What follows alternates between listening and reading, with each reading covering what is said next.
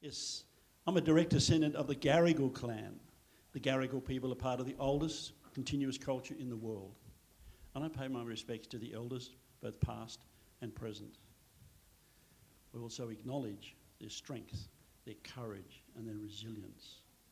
I'd also like to acknowledge also the organisers for tonight for their respect and their acknowledging the traditional custodians. Welcome to country. Is it the welcome or is it the country that we should be celebrating? If you hear at your front door, you open it up and you welcome the person there. They come into your house and you tell them not to put their feet up on the lounge. The bathroom's down there. But whatever you do, don't go into my son's room or my daughter's room. Come into the kitchen. I'll show you where the food is. I'll get you lunch. You go and get yourself settled. You wonder where they are. You go down the hall. There's pictures missing off the wall. You go to the bathroom, it's an absolute mess. And you see that your son and daughter's room have been violated. And you come back out, they're sitting down with their feet up on the table. We have a problem. We can't get rid of them.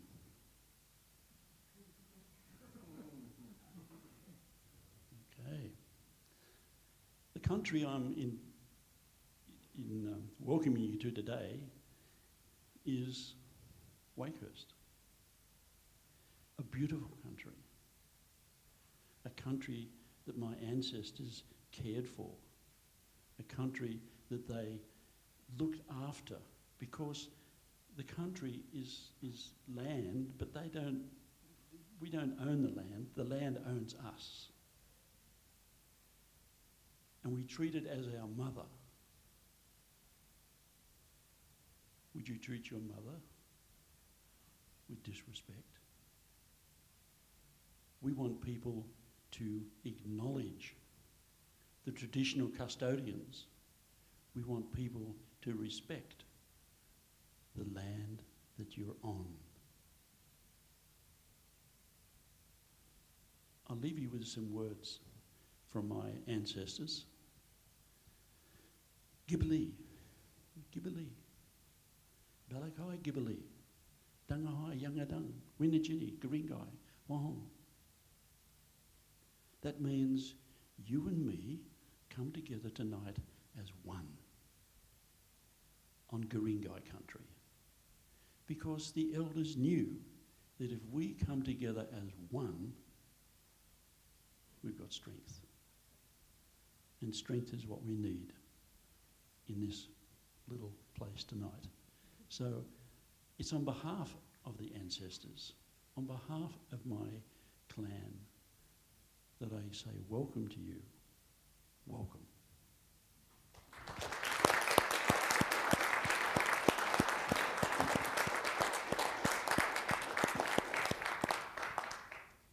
Justin Field is an independent, and he's here to share with us tonight the benefits of being an independent and why we should all vote for independence in the next election in 2023. So if you could welcome Justin, thank you. Thanks very much, Liz.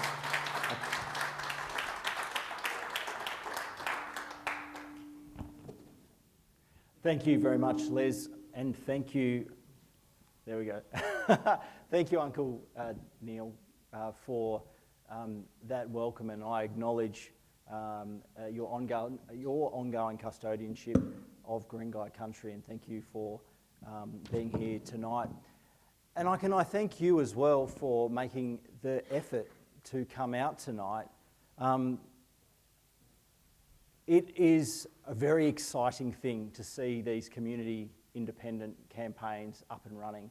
I'm sure that I, like you, watched what happened during the federal election and were inspired about what communities, genuine community-minded campaigns can do to change the political discussion and change actually the outcome of elections, change the discussion around elections, change the policy and the direction of a country, whether or not they were elected or not. In actual fact, a large part of that change came about because of the conversations that they drove. And so I see this as an extension of that, and there's electoral gains to be made, sure, but there's a very important role for these sorts of campaigns to play in changing the nature of politics in New South Wales as well. So let's get into it, hey? I've termed it koalas, coal and cosy deals. It's been a very strange last term of politics, the last 3 years, but actually the last 11 years, and we're going to go into that a little bit. But just so you know where I'm coming from, a little bit, just a very quick amount of my background and how I got into politics, just so you've got the context. I grew up in country Queensland, in Gladstone, in central Queensland. My background actually professionally was in the military. I was a graduate of Duntroon. I spent 7 years in the Australian Army. I was an Army intelligence officer. My last posting in the Army was to Defence Headquarters at Potts Point here in Sydney, the first time I'd ever lived in New South Wales, actually. I was a Middle East analyst. I spent my time in the early years of the Iraq conflict, watching very closely what was going on in the Middle East, and in particular in Iraq. After 2 years of doing that, I came to an understanding or a recognition that I disagreed fundamentally with Australia's role in that conflict in Iraq. And what I saw was a total disconnect between what I was watching happening on the ground and the briefings that I was providing to military commanders and what I was seeing the Prime Minister of the day say about our involvement in that conflict and say about the nature of the threat and say about the relationship with allied forces that were over there. And I came to recognise that ultimately this was a political problem. I didn't want to be, I guess, a functionary of the government of the day, as you are as a military officer. I wanted to engage in the process that led us into that conflict, which led me to get involved in politics. You may well be aware that I entered into politics through the Greens, but I didn't come from politics. I didn't grow up in student politics. I came to politics on the back of issues, wanting to work on issues. I didn't find a successful home inside the Greens party. Like all the parties, in actual fact, you spend so much time managing the relationships in the parties, the conflicts in the parties, so much so that the issues don't matter as much often. That was very frustrating to me, and I must say that in the last few years as an independent, I felt able to be much more effective, and I'm hoping to share with you tonight why that is, how independents can play a really successful role, an effective role in shaping public debate and changing the nature of politics, in the hope, I guess, that I can contribute to motivating some really successful independent campaigns in the next state election. We absolutely need an independent movement in New South Wales. It is fundamentally the case that the circumstances that led to the Teal wave, if you call it, the independent movement that saw this largest number of crossbench members ever to the federal parliament, it exists here in New South Wales. Don't let anyone tell you otherwise. The issues of integrity, the issues of action on climate change and the environment, the issues of women in politics, they are all very much still on the table here in New South Wales. And we'll go through a bit of that tonight, but it is really interesting that in the last couple of days, the Premier is out saying, don't worry about the independent threat, we've sorted the issues. Okay, we've sorted the issues. This is a new thing, and I think it's really instructive of what's going on in New South Wales.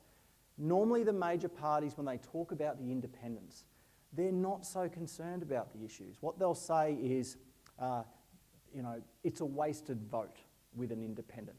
They'll never be in government. They can't change the outcome. That's the sort of critique that you get. Try to delegitimise your role, the community's role as well, in running these independent campaigns in the political process. But that's not what they're saying now.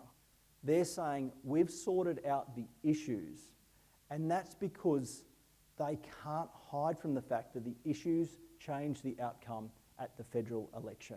And so this is actually critical to the role you can play, campaigns like this can play in shifting the nature of the politics. I've said they're absolutely kidding themselves, and you don't have to dig very deep to see that. We've seen industrial scale rorting of grants in New South Wales just in the last few years. We've seen 26 new or expansions of coal and gas projects in New South Wales just in the last 5 years. These are not little things. At the end of the day, the bread and butter, the rubber hits the road in politics when it comes to climate, when it comes to delivery of services, when it comes to integrity at the state level. That's where so much of the heavy lifting of the politics that affects our day-to-day life is happening. And these issues are very much alive, and it's why the Premier is trying to say he's fixed it, and why it's so important that you understand and are able to articulate in your campaign how they haven't fixed it. I'd firstly like to just talk about climate change. It is very much the case, and I think it's fair to say, that Matt Keane, as the senior member of the coalition government, now the Treasurer, but also a factional leader inside the moderates, he has very much shaped his political career on being a new face within the Liberal Party and within the coalition, a new champion for climate. And it is absolutely the case that he has said the right things. And that is important because it has helped shift the conversation away from the divisive nature to how we actually deal with it. He has also acted. There's been significant reforms in the energy space around renewable energy, and that is really critically important. But it is also important that we scratch the surface about what is going on here with the government's commitments to dealing with climate change in New South Wales. And I think it's important to ask yourself this question. If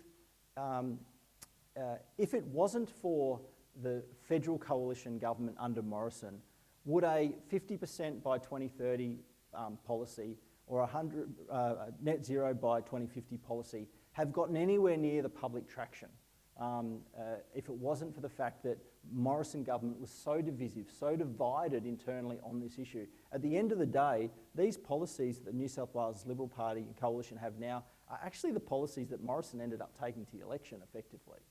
They're the policies that have been talked about as pretty much where the rest of the world is long before now. So while it's really important that conversation has shifted, we need to really put it in context. This is an important chart, I think, to understand both the limitations of the New South Wales government's climate policy, but also the immense challenge that we have in the future. These bars all represent different sectors of the economy, and the government's trajectory, where they see their policies leading to emissions reductions. You can see here, this line represents from 2005 about a 50% reduction in New South Wales emissions, and that is the government's stated target. This was in their implementation update. This is to show that their forecasts are going to reach their target. The reality is, though, that the overwhelming majority of the emissions reductions are achieved by the closure of coal-fired power stations. And that is a good thing, absolutely. Those coal-fired closures are all commercially scheduled. We would have gotten there without any change to government policy at all. At the end of the day, the New South Wales Coalition has dressed up the commercial realities of the electricity sector in New South Wales and badged it as a climate strategy. And that is simply not good enough. When you actually look at these other bars, almost no change. In fact, agriculture is starting to go up here. We're seeing the negative benefits, or the positive benefits, I guess, of land use change are declining. We're seeing nearly every other sector, no change at all. Now, in questions that I've gotten back recently through budget estimates, we've finally unlocked the assumptions that underpin the government's net zero targets, and we've seen all of their trajectories out to 2050. Actually, agriculture is set to double emissions between now and 2050. Transport is absolutely flatlined. Industrial emissions grow. Land use change basically comes back to from being a net positive in terms of sequestration to neutral, if not a negative. The next term of Parliament, we've got 8 years to 2030. The next term of Parliament, the members of Parliament, the people that you help elect, are going to be critically important to how we put in place the policy settings to actually achieve these targets. As I said, 26 new coal and gas developments approved just in the last 5 years. These 10, and we can actually add another one to it. 1, 2, 3, 4, 5, 6, 7, 8, 9. Well, there was 9 there. There's been, Mount Pleasant's now been approved. Dendrobium did get knocked back. Glendale we haven't got. 10 major ones just in the last 3 years. This is the time that Matt Keane was the Environment Minister, the Energy Minister, and now the Treasurer. This is actually the reality of the New South Wales Government's climate policies in action. Now, the reality is that on top of those approvals, we have the New South Wales National Party. This was not long before John Barilaro left politics, so this is very current, putting out their strategic statement on coal exploration. We are literally seeing new coal exploration areas released every month in New South Wales. So it's not just that we're approving new coal mines, we're actually allowing new exploration for coal mines that might not even hit the planning books for another decade. This is baked in emissions out to 2050 and beyond. This is what happens in New South Wales. The Liberal Party says one thing and the National Party does the other, and they just don't sort of talk about it because it's convenient for both. This is the way the Treasurer presents this problem in his recent budget. This is in the recent budget. This is a key target of the government, to get to 50% reductions. They don't even join the lines. And so I guess the question for me is, who is it that's going to help make sure we get there? But as you know, and I know that many in this room understand this challenge doesn't stop there, we need to be here in practice by 2030. But let's make sure the right people are in Parliament to hold whoever is in government to account on this absolutely critical measure. But climate change, it's not just facts and figures, it's not emissions targets and reduction strategies and policy. At the end of the day, we are now seeing this hit hard in a really horrifying way. And the last few years, I don't think could have been a more frightening insight into what a climate effective world looks like. I was just out, actually not far from this spot, a couple of weeks ago on the Darling River. These are pictures of the fish kill. They made global news. I think it really did wake people up to the very devastating realities of drought and climate impacts on regional and rural communities. It should have been enough to shock into action, you would think. But actually, the New South Wales Environment Minister, James Griffin, just recently went against his own department's advice and signed off on billions of litres of new irrigation licences, water licences, in the northern part of the Murray-Darling Basin. The very things that would have helped prevent the next fish kill, he went against his own agency's advice to sign off on. The Liberal Party says one thing, the National Party gets their way on these issues every single time. This is a forested area not far from where I live on the south coast. We went from drought to extreme fires, 50% of forests in the state burnt, 80% in my area burnt, much of it like this. You would have thought something like that. We've never seen anywhere in the world that intensity, that spread of fire would have elicited some sort of response.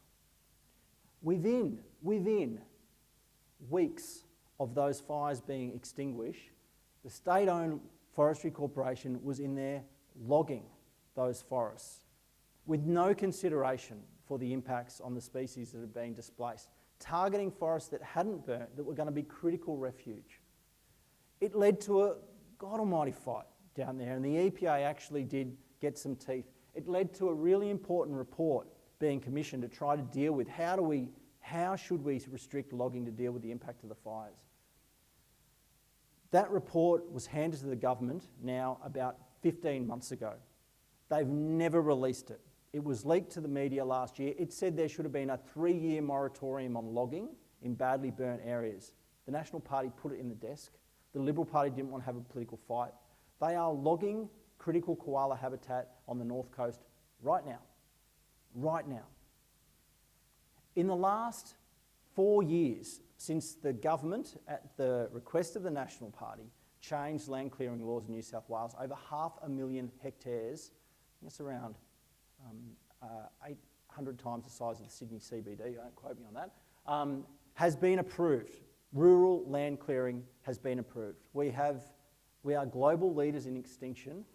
This is driving climate change. This is driving animal extinctions. The Liberal Party has the responsibilities in their portfolio to regulate land clearing, but the National Party controls who gets issued approvals. We've had all this land clearing. There's been 2 prosecutions in the last 4 years. Most of this land clearing, according to the government's own statistics, has been done in areas where approvals don't exist. 75% of it. 2 prosecutions. All of what I have gone through tonight, and I know I focused on climate and environment, that is what I've spent a large amount of my time doing in politics, in part because of who put me into that place in the first place. It's all happened in the last 11 years.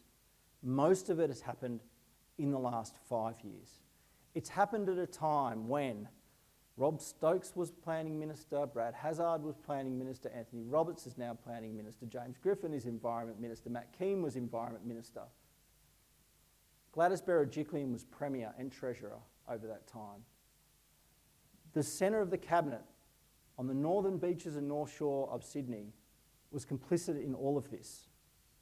And every time they just let it happen because it was easier to do it than to have a fight with their coalition partners. So anyone who tells you that we've got good, moderate, Liberal MPs in our area, they do a good job, they say the right thing, this is the reality. This is what the coalition agreement effectively does. The Liberal Party says one thing, the National Party gets their way. They kick up a fight, they have a stink, the Liberal Party goes to water and they get their way. They threaten to pull things apart and break it. The Liberal Party doesn't want to have a fight. That's how they stay in government, so they conveniently ignore this. It mostly happens on issues of natural resource management and the environment, because that is the core interest of the National Party, but it isn't just on that. It leads to a really devastating approach to politics by the coalition, one that is very transactional in nature, because they're actually often competing with each other in terms of their outcome and purpose. They end up horse trading on nearly every issue. We see that with money being thrown around. That's why we have pork barrelling. That's part of how they manage the conflict. We'll give you some money. We get little private deals with vested interests to get a casino, and what a cluster that's been for the near decade since it was approved. We have just these tantrums. Like, could you ever imagine a deputy leader of a government literally threatening to blow up the government on the right to kill koalas and destroy their habitat, and for there to be no real political response to that by the government? And I've seen it lead to really terrible democratic outcomes in terms of the secrecy that gets applied to really basic government processes. We spend so much of our time in Parliament trying to uncover this through committee inquiries and budget estimates and questions on notice. And time again, this government hides its dirty secrets because they know they can't justify a lot of this stuff if it ever came out into the public realm.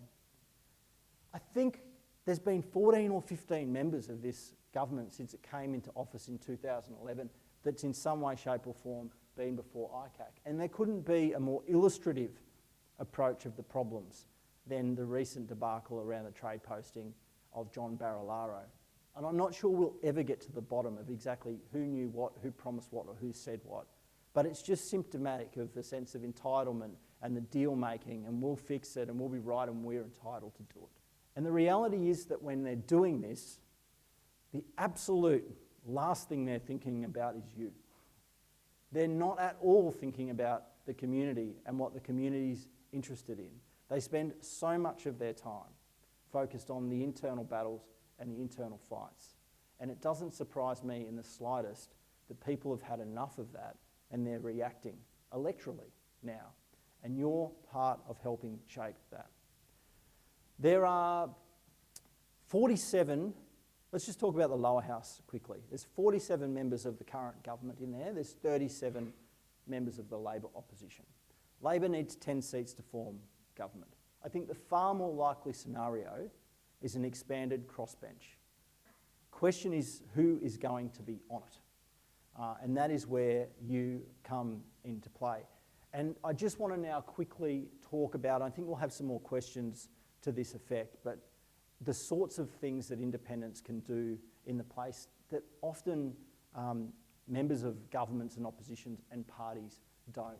You've seen Alex Greenwich in particular. He forced, as part of the relationship that he was able to form with the government because of the fractured numbers, even though he wasn't in the balance of power, the government was trying to ensure he was sort of supported in the role. He got up a really important inquiry in this term of government into a transition plan for the Hunter Valley. That actually has started to lead to some outcomes which have been really positive. He's also fundamentally a champion on bringing voluntary assisted dying into law in New South Wales. It would not have come without him being able to break apart the politics of this, the conflict inside the parties on these policies. An independent can break that.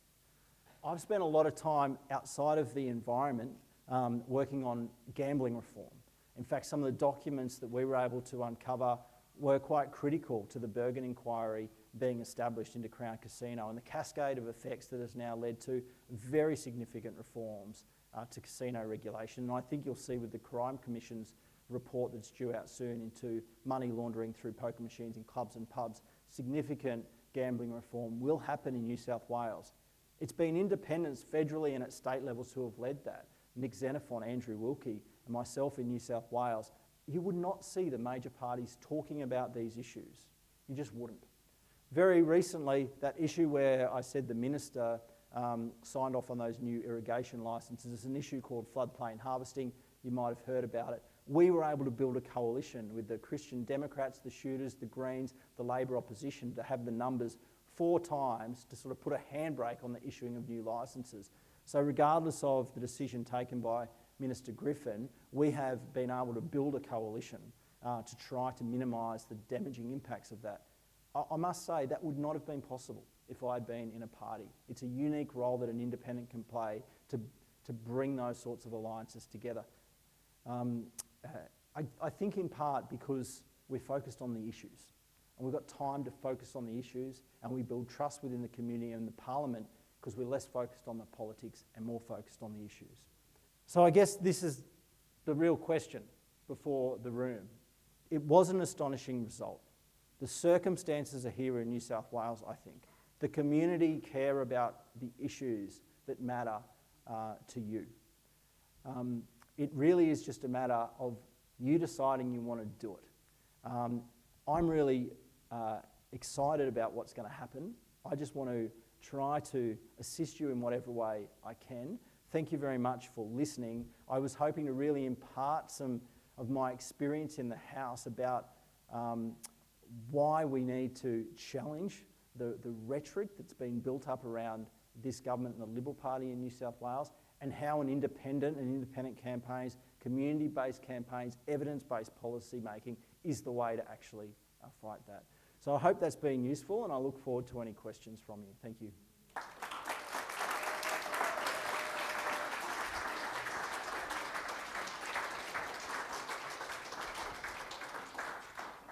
Thank you very much. I'm not sure about you guys, but as a father, I found that disappointing, a little bit scary, but also inspiring to think that someone like you can actually go into Parliament and stand up for people's rights and things that matter to us and things that are important to us.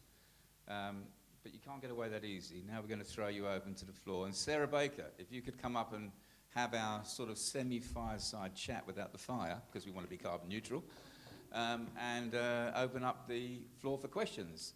And perhaps you could ask some questions yourself. Thank you very much, Les.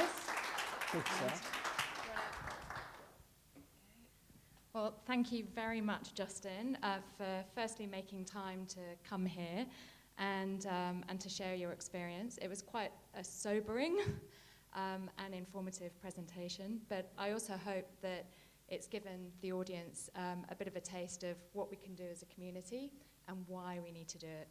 So, right. Can you tell me in what ways do you think that independents are absolutely essential in affecting good political outcomes both during a campaign and also when in office? Yeah, so I think I did actually touch on that quite a bit during the presentation. But of course you can win the election, right? And irrespective of whether or not you hold the balance of power, you find that independents are able to, I guess, be more responsive to local community needs than members of the major party. One, they're more nimble. They can be more reactive. They don't have to run it past the shadow minister or the minister. They get to actually genuinely engage with the community on issues. So irrespective of whether they hold the balance of power, they're able to be, I think, much more effective champions for the genuine local concerns. But during campaigns, they can shape the debate. And we saw that federally in a really powerful way around climate and integrity. Both of the major parties had to react to the Teal threat, as it was described at the time. We're just doing Q&A at the end. We will come to you. Thank you. They can help shape the debate. New South Wales, you've got to decide what that's going to be, I think. Climate is a factor in New South Wales. I think those coal mine approvals, the community needs to understand what is actually going on quietly behind the scene. But there'll be other issues here. Often you'll see at the state level discussion about services and infrastructure are absolutely critical. Again, the parties pull their punches on this stuff. Independent campaigns can help force a policy commitment. And I think that, without that, those commitments often don't get made. So whether you win or not, those campaigns can help shape the commitments by both major parties, and that's really effective. Yeah, great. Thank you. Could you also give me an example where you, as an independent, have been able to elevate an issue that major parties are unwilling to tackle? I know that you did talk about gambling reform. I know that you've talked a bit about the floodplain harvesting and so on, but can you expand on that a little bit for me? Yeah, so I guess then I might focus on climate, interestingly. And this is, I think I told you I was going to not mention gambling in the presentation and do it in the question. So sorry, I'll redirect because I've given you that at the moment. But it's all well and good to sort of look at the climate commitments of this government and the rhetoric coming out of the government and go, oh, that sounds good. We've moved forward. This is great. But we've actually spent a lot of time, my staff and I, asking questions on notice. At the end of the day, it has taken hours and hours of work to try and pull that apart to understand what's actually at the bottom of it. And it's absolutely critical if we're going to make evidence-based policies. Now, without that work, without those questions, without dedicated research and effort that often only independents make, I've got to say. Everyone else is focused on the elections and the party internals, but dedicated effort to pull that apart. It was only because of the questions that our team put together and really pursued the Minister on, the Treasurer Matt Keane on in estimates, that they've finally released all the assumptions behind this data, and we can actually now see their projections out to 2050 to realise they are nowhere on every other sector of the economy. That should be part of a campaign around climate. What are we going to do about all of this stuff? This is hard work. Independents are able to do that deep level of work because they're focused on the issues. And so, I think that is a difference, a real difference. Yeah. Thank you very much. So in Wakehurst, we often see government policy going in the complete opposite direction of widely held community sentiment. An example is the recent DDP approval to rezone bushland for residential development. Why do so-called party moderates struggle to represent their community effectively? Yeah, I've heard about this issue, and I understand that a couple of ministers were, saying the right things in the media and communicating to their electorate that they had a different view than ultimately where the government went. I mean, I see this all the time. This sort of faux fight that comes up between. So I think they're either very ineffective local members, right? Because they're in cabinet. Or they were able to knock on the door of the minister and they weren't able to get a better outcome. Or they were lying. They were just pretending. I don't know which it is. I'm not going to judge. But I think the more important thing is if you had an independent local member, they'd be screaming from the roof about this. They'd be communicating in a way to build the community movement around that issue, to mobilise people, and that's the thing that puts the fear in governments. If you've got the local member who's a member of the government putting out a media release saying, I don't like it, that's not gonna shift the dial on these things. At the end of the day, the vested interest influence within the Liberal Party often drives the outcome, and we see these little faux fights to sort of make out that the local MP has a view that's aligned with the community. You're just not going to get that. Yeah, we don't get traction at all as a community.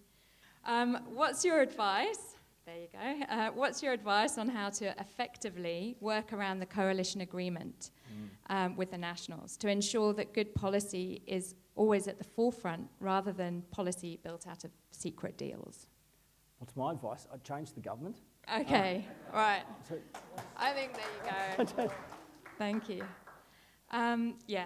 I mean, look, I don't think people Succinct. realise the degree to which that agreement undermines evidence-based decision making, and those issues of the horse trading that goes on to manage the internal conflict.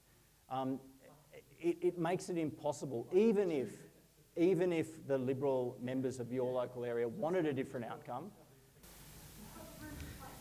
Yeah.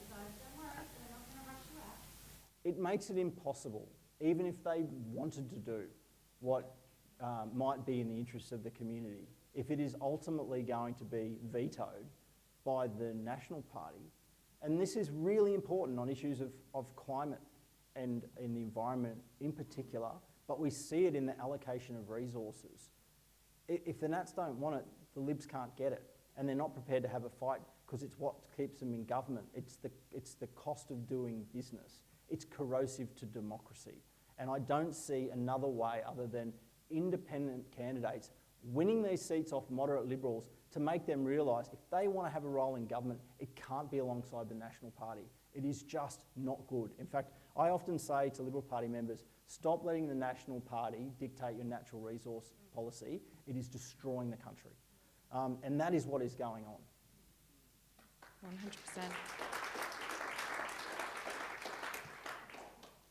100%. As an independent, what determines your policy positions if you're not party-led? Where do you get your policy positions? So it is a real privilege being.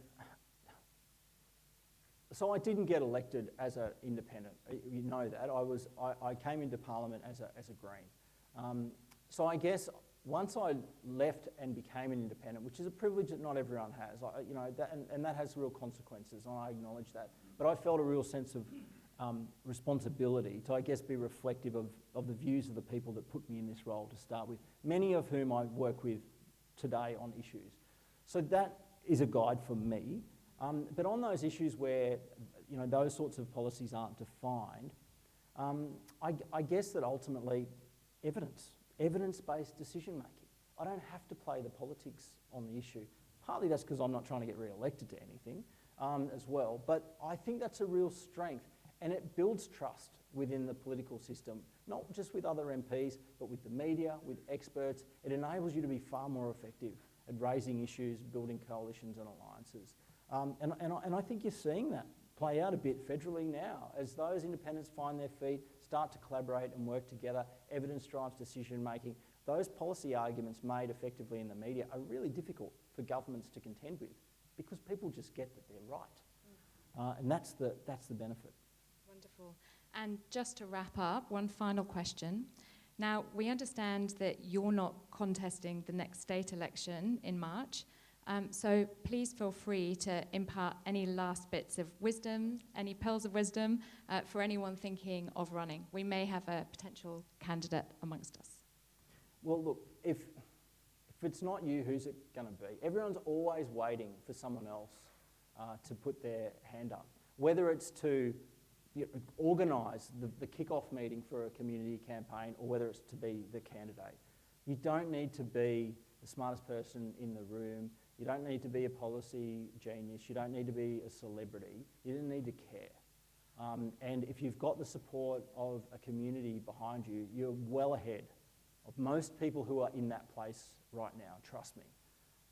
So do it. It will take someone. Someone's going to have to do it. Don't wait for someone else. Wonderful. Thank you so much. Really appreciate it. You've both got to stay there, though. I can't let you go. The fire's still burning. And we have a question from the floor. So what I wanted to know about the campaign in particular and your advice on it is just when I was looking at the local and federal elections recently, there were very clear voting records on particular candidates, and that was very useful evidence and information to discuss what their voting record was. Does something exist like that for state candidates? Yeah, I've had this question from quite a few people, actually. It's interesting. I think because there is that federal system, I'm not sure who set it up. I mean, all the votes are recorded on the Hansard, of course. But I know that that's not a particularly convenient search tool for this question. But I think there's a couple of elements to this, right? Most legislation that goes through the parliament is non-controversial. Everyone votes for it. It's administration of the state issues, making things work a bit better, changing names of stuff and the like. I think what you're really after is trying to get, I guess, a bit of a global view of where a particular candidate stands on some of those foundational questions, right? And so there are some bits of legislation like that. Well, voluntary assisted dying is one of them. Removing abortion from the Crimes Act, we've seen go through the Parliament as well. The big debate that we've had recently on energy. The debate on whether or not the brumby should be a protected species in the Australian Alps is another. There's some issues like that. The coal seam gas moratorium bill, legislation to deal with offshore oil drilling. Those sorts of things, you want to build that sort of global picture. I get that, it doesn't exist, but there's only a few bits of legislation that sort of go through that I think craft that. But the problem that we ultimately have is that block voting is the norm because of our Westminster system of government. And so almost no one ever crosses the floor. Catherine Cusack crossed the floor recently. Mostly they'll only be floor crossing on issues. Sorry, I'm leaning that way, the camera's just in the way. On conscience votes, and then you can get up to speed. We've only had like 3 of them, I think, in this term of Parliament. Catherine Cusack crossed the floor related to a bill that would have had an impact on the koala. It's pretty rare, so I'm not sure how valuable that is. Some of those big picture issues, particularly on motions, you see them happen more commonly at the federal level anyway. So I get where you're coming from. I think you can judge the party record as the track record of the individual, unfortunately, because they just all vote party lines all the time. Another reason we need more independence, so we can actually have a more nuanced debate and discussion on issues rather than just the party position. I might just add to that as well that what I've noticed since Sophie and Zali have been our federal independents, they have, when there have been major pieces of legislation coming up, they reach out to the community. They say, these are the bits of legislation that are coming up. What views does the community have? And they proactively engage with the community to ask for their feedback. What we don't get with the major parties, unfortunately, we don't get that kind of major interaction. And so we only find out how they voted after the fact, which is often too late. So we may petition our members, but often it's not effective engagement. Well, they don't want to know what you think. Yeah. Well, because partly they don't know what the legislation is. They get a text message from the whip to say which side to sit on. I mean, that's the reality. I'll be fair, though. I'm in the upper house. I don't have a constituency like that. I work on issues based on sort of my pathway in. We couldn't process every bit of legislation effectively anyway. On most things, I'll be honest, we can't read it all. We've got to make a gut call on the things on a principle basis often, but then there's those bits of legislation which you know really matter. Your vote maybe can change it, or it's really important that you articulate a particular view. That's based on the stakeholders that I work with, on the issues that I work with. So I guess I do that in an upper house version of the way, because independents sort of have to do that. I don't have anyone telling me how to vote, right? So that's useful. So it's great that they've done that. In fact, they probably have had to come up with a way, because that's a genuine question for an independent in there. How do I reflect the view of my community? You wouldn't get that without independence. I think we have another question. Hi, thank you. I'm interested in lobby groups. Do you have a sense or a view on which are, say, the top 3, 4 lobby groups, the most powerful in New South Wales? Yeah, that's interesting, Rebecca. Thanks for the question. So it depends. There's the pejorative way of looking at lobby groups, and then the reality is that a lot of actors in our society, civil society groups, have an interest in issues and lobby on policy. Clearly, the union movement is a very effective lobby on a whole range of issues. Obviously, the environment movement has a lobby of sorts. But I think what you might be getting to is, where do we think the undue influence is coming from? Where's the pressure that we don't? Yeah. I mean, clearly developer interests have always been one of those. And we saw that super clearly with when Anthony Roberts came in, how reactive he was to the property lobby, the development lobby, when he scrapped Rob Stokes' design and place set, which was really the key tool that was going to drive emissions reduction in the built environment. We don't have anything really to replace that yet. There's been some commitments since, because it clearly was a problem and he recognised that, but they were very quickly able to shift the outcome there with Roberts. To some degree, I think we've seen that with the announcement today about making the Warragamba Dam wall raising project critical state significant infrastructure. I think there's real developer interest in the floodplains and building that dam wall higher, even though it's going to flood thousands of hectares of World Heritage listed wilderness and not really going to solve the problem. It will make development on parts of the floodplain easier. So they're a big one. Clubs New South Wales is renowned for their undue influence on politics and keeping the rivers of gold of laundered money and money coming out of the pockets of gambling addicted people.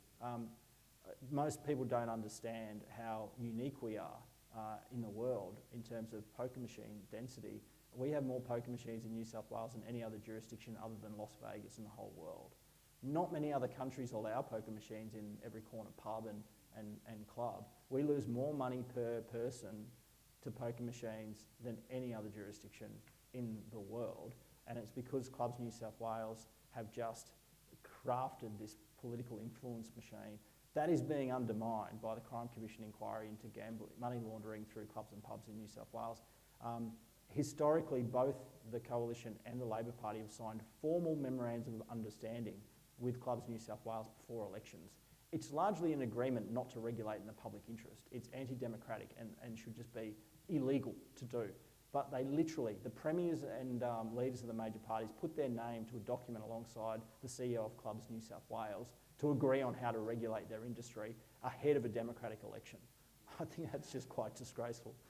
Clearly, the mining industry has had a significant influence. In fact, Mike Baird's former Chief of Staff went off to be the Executive CEO of the Minerals Council. We see that revolving door with those sorts of lobby groups as well. So I hope that answers the question, Rebecca. I know Justin's been on the road all day, and it's been terrible weather, so that's not like a normal drive.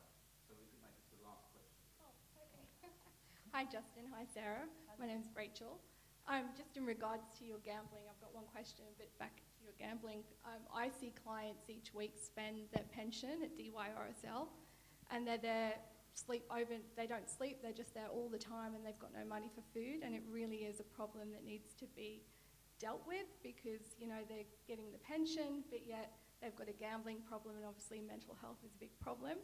But I wanted to ask you, one of the things that I see in politics when I watch TV is it's a real concern to me as an everyday person. I don't have a lot of wealth, I'm a single parent, that we've got our teachers, our nurses, local people that have been driven out of the Northern Beaches, which is a very, very expensive place to live. And there's no plan for housing affordability. I recently had a Zoom meeting with Natasha McLaren-Jones, one of her staffers, and she said there was no plan for the Northern Beaches, no plan to put affordable housing in. And it is a huge problem, and we're not talking about people on the dole, we're talking about people that work, hard workers, and they can't afford to live, and families being driven out of this area. And, you know, it really, really upsets me that nobody seems to be standing up for this problem. And I wanted to ask you, why does nobody confront this issue in politics, in any party? Yeah, well, that's a good question. I mean, it's a similar, and this problem isn't just the northern beaches. I live on the south coast, and the COVID boom in regional coastal communities has created the same sorts of challenges, particularly for public sector workers, without a doubt. This is a bit the same as what we saw post the Bill Shorten election, where he lost largely on property tax reform, right? There was this sort of sense of, you know, we can't talk about the impact of the unsustainable property price rises. At the end of the day, I don't think we can subsidise our way out of this problem. It would be too expensive to do. We actually have to have policies in place, not just to moderate house price growth, we actually have to bring them back to a level that makes it possible for community, because this hollows out communities. That, you can imagine how unpopular that is for major parties who have to be reflective. I was going to say just that. But an independent Yeah. could do it. And I have a policy idea. Yeah, great. So basically, where it's a really hot potato for political parties, that's where an independent can come out strong, get in the media, make a big noise, make a difference. Exactly. And if, I don't know who of you in this room is going to be the candidate, but you should go and have a look at the recent changes to mineral royalty, coal royalty, royalties in Queensland. Coal companies are making super profits at the moment off the back of absurd price rises, spot price rises in the thermal coal market. That is partly because of the global instability. It is partly because of the rapid transition to renewables has actually led to a whole heap of coal mining projects not going ahead, and those that are still in the market or closing down, and those that are still in the market are going to enjoy a pretty good ride. These are public resources. Queensland has just introduced a super profits tax on coal royalties. Some calculations done by an economic think tank recently said if New South Wales implemented the same, because we've got a lot of thermal coal that it would be targeted at, we could make in the order of an additional, I think it was $2 billion a month. It's absurd. And only an independent candidate or group of independent candidates could advance a policy idea like that, and then we could actually start to address some of these issues. Really, really good. We definitely need to address housing affordability. Thank you. Okay, before I introduce Sonia, we'd like to give a round of applause for Justin and Sarah. Thanks very much. Thank you so much. As Sonia limps up to the podium, I just want our learned colleague here, I could trump him because one of our members read his first book on the climate 50 years ago. He told me this evening as we were having a bite to eat. 50 years ago, he became passionate about the climate. I just didn't want to embarrass him because we could have actually embarrassed him, but we have one of our members. No, go for it. Nigel. Well, I don't know about you guys, but I found that a little depressing, but also inspiring in equal measures. You know, there's so many issues that we wish to address, but we have been shown how to make a brighter future. There is a way, and we think it's through independence, okay? So I'm hoping that this discussion has fired up the belly, has got you thinking, and we really want to hear from you. And there's things that we can all do next to make sure that we take that action, take those thoughts, and actually put them into some positivity, okay? So take that fire in the belly and let's do some 5 things, okay? The first one is we want to hear from you. Rachel, we want to hear from all your followers in your area. We want to hear from all the people in the community. So on your seats, you have a flyer. On there is a link to our community survey. We want to hear from the people who agree with us, people that disagree with us. We want to hear every perspective, okay? So we want to hear everybody's voices of what's important. What are the issues that you want us? Is it cost of living? Is it climate? Is it education? What is it? Health? We've started doing some surveys and we know some of the things that are coming out, but we want to hear from every voice, okay? So please, first thing first is the survey. The next thing we hope you will do is subscribe. And the reason why we want you to subscribe is because we've got more events like this coming up. We want to ensure that we cover a lot of topics. We're interested to hear what topics you want to hear on too. And so you will be the first to know what's going on and keeping track of the campaign as we go forward. So do the second one, please subscribe, and you will get the seats first. The next thing, and very importantly, okay, is that we want you to volunteer. Join us. You too can have one of these joyous t-shirts. So we want you to become a Wakehurst warrior or wonder. We want you to help us in terms of waking up Wakehurst to the issues that matter. Now, whether you're a waver or a walker, whatever your interest, we can use it. So if it's sound, if it's camera, if it's knitting, you name it, we can use it. So please, whatever your passion, whatever your interest, come and approach us and tell us and be involved. This is a fun part of getting involved in your community, meeting new people, getting engaged, and we know that we can make a change. We have seen it happen. For those of you who have been involved in the previous Zali and Sophie campaigns, it is an exciting time. The appetite is there, okay? We know that we can continue that change in society and be the difference, okay? As Kathy McGowan said, be the change you want to see, okay? And this is how you start. You are that brighter future. You can make a difference. It's all up to each of us. And in this particular election, a lot of you might not know, the rules are very different than they are at a federal level.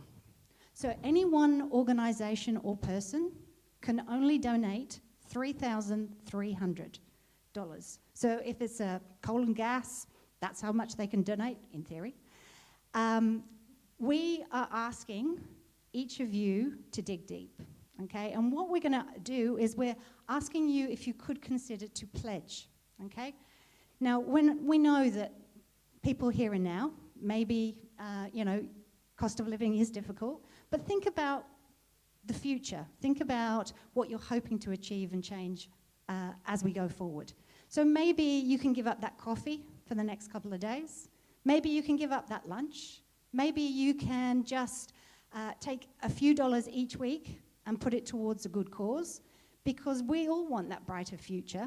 Now, tonight, there's a couple of things I do need to, and I forgot, Phil's going to catch me. That volunteer, once you've signed up to be a volunteer, and hopefully you've got all your names and you've pledged to come along and join us, our first session where you can come and make some impact is next weekend. Okay, so on Saturday we are all meeting down at Coleroy at the Kiss and Ride at 10 o'clock on Saturday morning. So please come along. If you have signed up to get involved, then hopefully you will see us there, and maybe you can sport a green t-shirt too. But come along to have a chat. Find out more and see what you can do to assist in the actual program as well. Now, not all of you here are part of the Wakehurst community. So for those of you who aren't part of Wakehurst, I've got two people that I would like to introduce to you. And first of all, can I call on Rebecca to just stand up and wave? So Rebecca is starting a campaign for Pittwater. So if you live in Pittwater and you would like to get involved, please talk to Rebecca afterwards.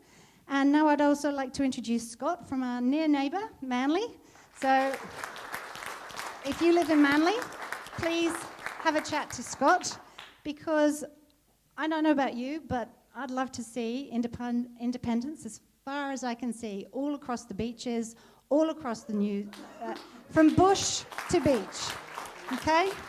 So thank you very much, everybody, for your time. Finally, before we go, we would actually like to ask permission for some photographs. So would you mind coming up, guys, and just joining us at the very front to join us for some photographs? Again, I'd like to thank everybody who has presented this evening, particularly our guest, Justin, for taking the time out to come and present. I'd also like to thank Neil, if he's still here. I really appreciate him welcoming to country.